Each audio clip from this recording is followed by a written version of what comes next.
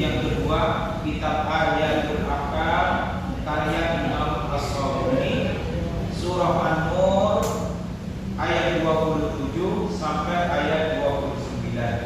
Adabul istidhan wa ziyarah, tuntunan tentang permohonan izin dan kunjungan, yaitu surah An-Nur ayat 28 sampai ayat 29. A'udzu billahi minasyaitonir rajim.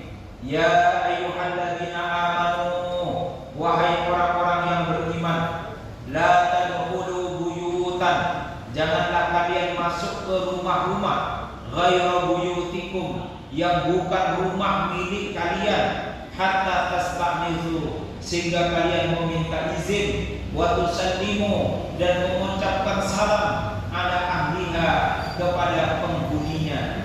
Dzalikum, yang demikian itu, khairul lakum, lebih baik bagi kalian, la'allakum tadhakkarun, agar kalian dapat mengambil pelajaran dengan baik. Fa in lam tajidu, maka apabila kalian tidak mendapatkan fiha, di dalam rumah itu, ahadan, seorang pun, fala tadkhuluha, maka janganlah kalian memasukinya, hatta yu'dzana lakum, sehingga diberikan izin kepada kalian.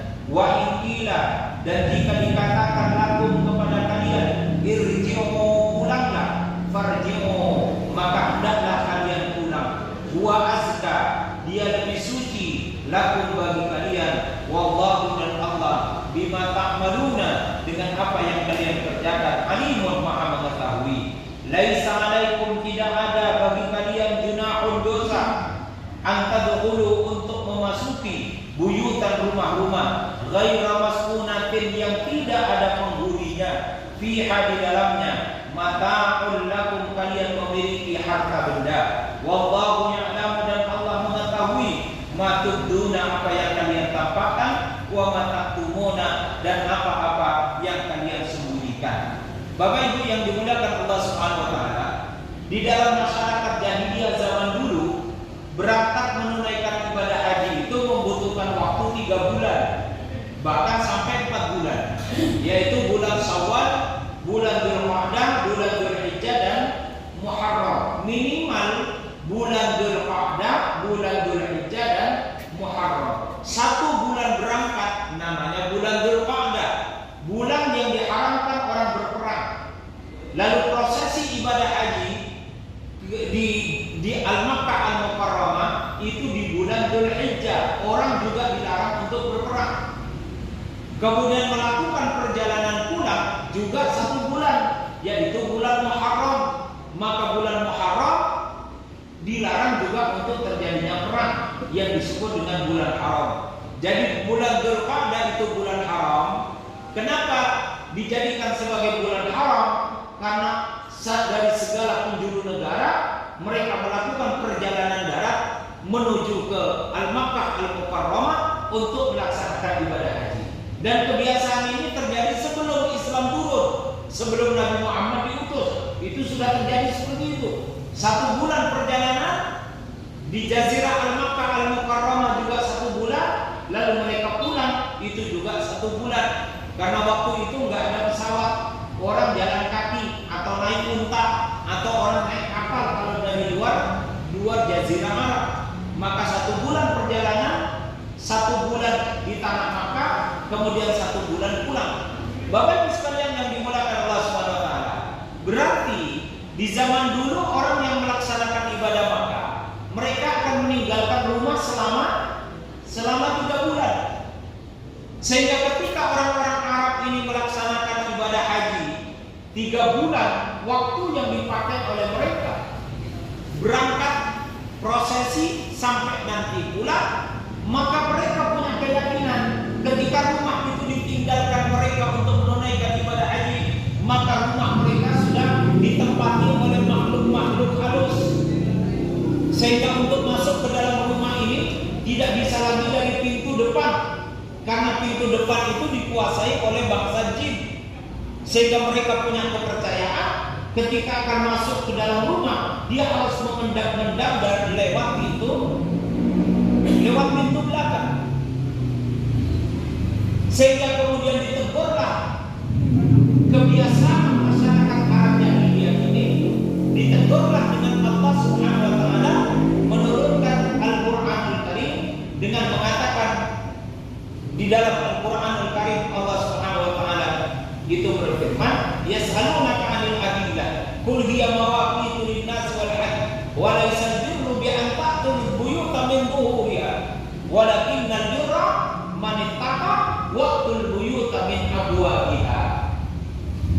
Tidak ada kebaikan bagi kalian mendatangi rumah-rumah kalian dari belakang karena kecurigaan kalian bahwa rumah kalian itu ditempati oleh makhluk halus. Sampai hari ini kita juga punya perasaan begitu loh. Kalau ada rumah yang sudah lama tidak ditempati, itu seakan-akan dia menjadi rumah hantu, menakutkan, menjadi rumah hantu. Maka begitulah dulu masyarakat jahiliyah. Maka oleh Allah disampaikan, waqtul buyuta min abwabiha, bertakwalah kalian kepada Allah, lalu kemudian masukilah rumah kalian lewat pintu-pintu depan di mana kalian membuat pintu masuk untuk rumah itu. Maka diluruskan. Jadi urusan masuk ke rumah, keluar rumah itu diatur oleh Qur'anul Karim. Loh kenapa? Karena rumah itu menjadi surga dunia bagi orang yang menyadari bahwa rumah bagi kaum muslimin itu menjadi perkara yang sangat penting. Satu, rumah itu tempat kita berlindung dari hujan dan panas. Kedua, rumah itu tempat untuk menyimpan sesuatu yang tidak diperbolehkan dilihat oleh orang lain. Apakah namanya harta benda, apakah namanya peliharaan dan lain sebagainya. Yang ketiga, rumah itu digunakan untuk melindungi aurat orang yang ada di dalam rumah itu. Sehingga ketika kita berada di dalam rumah, seorang perempuan membuka kerudungnya, tidak ada masalah karena dia ada di dalam rumah. Seorang laki-laki hanya pakai celana pendek saja, tidak ada masalah karena dia ada di dalam rumah. Maka zayyinu buyutakum bi qiraatil Qur'an wa ja'alu buyutakum jannatan dunya. Jadikan rumahmu itu menjadi surga di dunia. Maka rumah itu tempat kita kembali. Rumah ini menjadi surga kita di dunia. Sehingga kita membuat rumah betul-betul sungguh harus dibuat dengan sebaik-baiknya, sehingga terasa ketika masuk ke dalam rumah, rumah itu senikmat apa? Senikmat surga. Bapak Ibu sekalian yang dimuliakan Allah Subhanahu wa taala, maka perkara masuk ke dalam rumah ini dijelaskan oleh Allah di dalam surah An-Nur ayat 27. Ya ayyuhalladzina amanu, wahai orang-orang yang beriman, yang di dalam hatinya itu ada iman.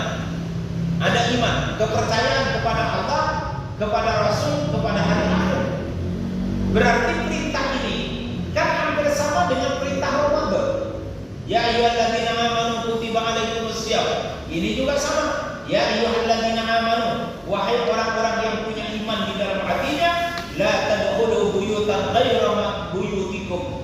Janganlah kalian memasuki suatu rumah yang bukan milik kalian.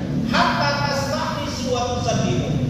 Maka kalau kita masuk kepada rumah yang bukan milik kita, maka diperintahkan oleh Allah dua perkara. Satu, tasta'nisu. Tasta'nisu itu artinya tasta'dinu, minta izin untuk masuk ke rumah itu. Lalu kemudian yang kedua apa? Wa tusallimu, dan mengucapkan salam. Nah pertanyaannya, wawu di tengah ini lil mutaba'ah atau lil jam'i, sehingga orang datang ke rumah orang itu jangan dengan serta-merta langsung datang. Istilahnya dari sebelum nyampe ke rumah itu dia sudah berkomunikasi dengan yang punya rumah, minta izin saya mau datang sore, pagi, siang atau jam sekian. Itu etikanya, etika Qur'annya.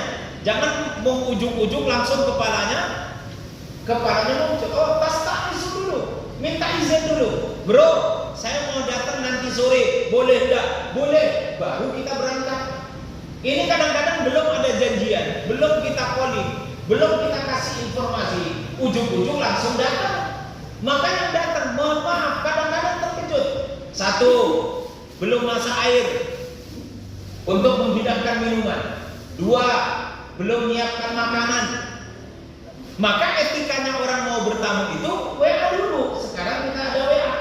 Atau kasih isyarat dulu, atau minta izin dulu, atau janjian dulu. Jangan ujuk-ujuk langsung datang. Jadi harus kasih tahu dulu. Bisa dipahami ya? Jadi kalau kita mau datang ke rumah dosen, mau datang ke teman, mau datang ke saudara, itu kirim WA dulu. Mbak, aku mau berkunjung nanti sore.